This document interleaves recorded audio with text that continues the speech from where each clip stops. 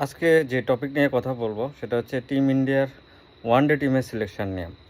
শুভমন গিল তো ক্যাপ্টেন হয়ে গেল, কিন্তু টিম সিলেকশন কি ঠিক আছে? আপনাদের কি মনে হয়? অবশ্যই কমেন্ট বক্সে জানাবেন। আমার তো মনে হচ্ছে ব্যাটিং লাইন আপ ঠিক আছে, টিম ইন্ডিয়ার ব্যাটিং নিয়ে কোনো সমস্যা নেই। বোলিং দেখেন, আপনি অস্ট্রেলিয়ার মতো কন্ডিশনে খেলতে যাচ্ছেন, সেখানে আপনি পাস বোলার কাকে কাকে নিচ্ছেন? অর্শদীপ সিং, মোহাম্মদ সিরাজ আর প্রসিদ্ধ কৃষ্ণা, সঙ্গে হর্ষিত রানা।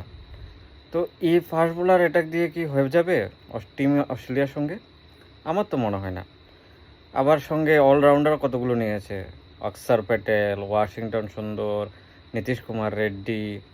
এত এত অলরাউন্ডার নিয়ে কি করবে? আর ওখানে এত স্পিন বোলিংয়ের কি দরকার? ওয়াশিংটন সুন্দর আছে স্পিন বোলিংয়ে, অক্ষর প্যাটেল আছে, কুলদীপ যাদব আছে। কাকে খেলাবে কে জানে? সবাই যদি 10 ওভার বের করতে পারে তো ভালো, আমার তো মনে হচ্ছে না। কারণ অস্ট্রেলিয়ার মতো কন্ডিশনে প্রপার ফাস্ট বোলার নিয়ে খেলা উচিত। এখানে আরও একজন দুজন ফাস্ট বোলার বা ভালো কোয়ালিটির ফাস্ট বোলার ইনক্লুড করা উচিত ছিল।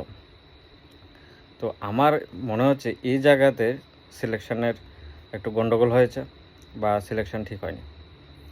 ফাস্ট বোলিং এবং অলরাউন্ডার, এই যে এতগুলো অলরাউন্ডার নিল টিমে, তা কী কাজে আসবে একমাত্র সিলেক্টররাই জানে। তো দেখা যাক, অস্ট্রেলিয়ার সঙ্গে খেলা শুরু হবে, কি করে টিম ইন্ডিয়া।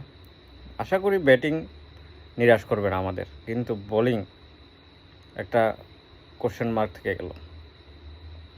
আপনারা অবশ্যই কমেন্টে জানাবেন টিম সিলেকশন নিয়ে কেমন হয়েছে টিম ইন্ডিয়ার।